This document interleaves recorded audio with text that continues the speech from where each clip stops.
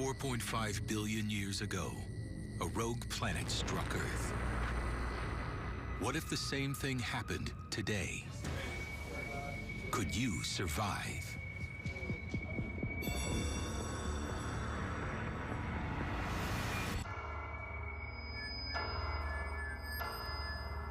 There's an object the size of Neptune coming in from the outer solar system, barreling toward the Earth. Coming in at 72,000 miles an hour, the rogue planet is now 250,000 miles away. Its intense gravitational pull has just ripped the moon apart, terrifying billions of people.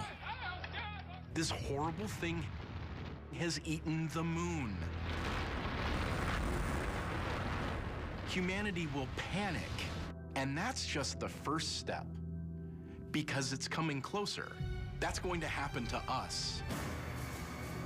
The rogue planet is now so close, its gravitational pull has thrown communication satellites into disarray.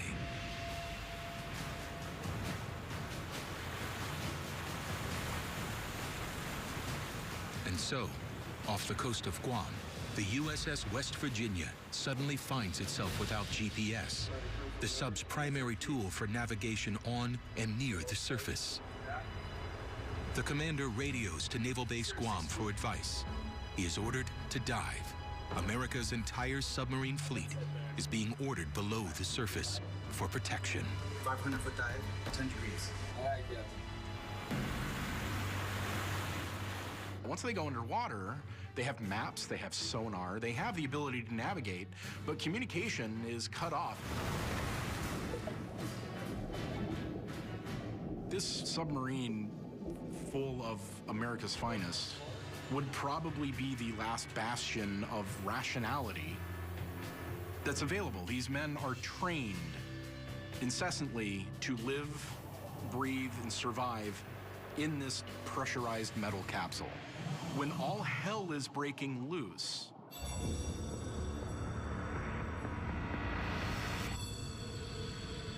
having disrupted satellites, the rogue planet starts to make the Earth shake. Gravitational forces are pulling on the rock of the Earth and are causing tectonic activity. The earthquakes start small, and they start subtly.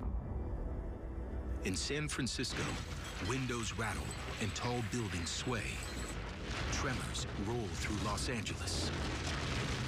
Quakes also rumble through the country, from Denver to Boston and across the Atlantic to the streets of Rome. There would be regions where stresses, faults, which have been building up and which are released in normal earthquakes, would start to release with greater frequency. Earthquakes that are just about to go off would get that tiny bit of extra impetus that could cause the plates to slip. And so seismographs would start to light up as the geologists or geophysicists who were monitoring that sort of thing, their ears would perk up. And then the seismic activity is intensifying.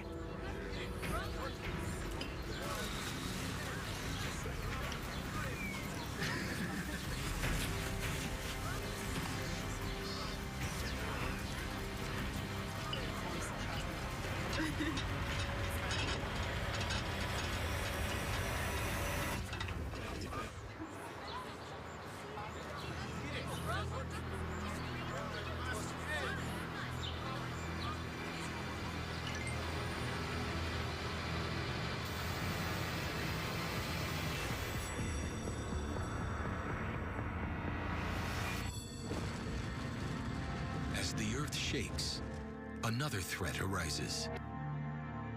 The rogue planet's rings, made of billions of pieces of ice and rock, are about to strike the Earth. In their direct path, hundreds of millions of people across the continents of Europe and Asia. Shanghai, pulled by the rogue planet's gravity, the Huangpu River has surged over its banks. The floodwaters tremble as earthquakes shake the city. Emergency crews struggle to help.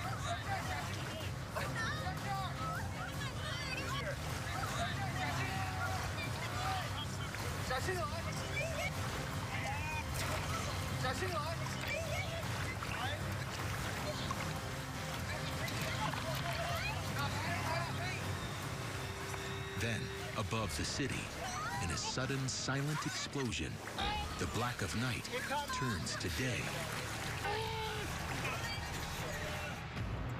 The rogue planet's rings have hit the atmosphere. Air friction makes the particles explode into flame. It's what happens when any asteroid or meteor enters our atmosphere. But now, there are hundreds of millions of them. The sky appears to catch on fire, not just in Shanghai, but in every city in the path of the rings, from Asia to Europe. These are very large chunks of rock coming into the atmosphere at an incredibly fast speed, punching holes into anything that they land on. The sound will be deafening. The sights will be apocalyptic. Millions try to flee the rain of fire and terror from the sky. The mass murder of planet Earth has begun.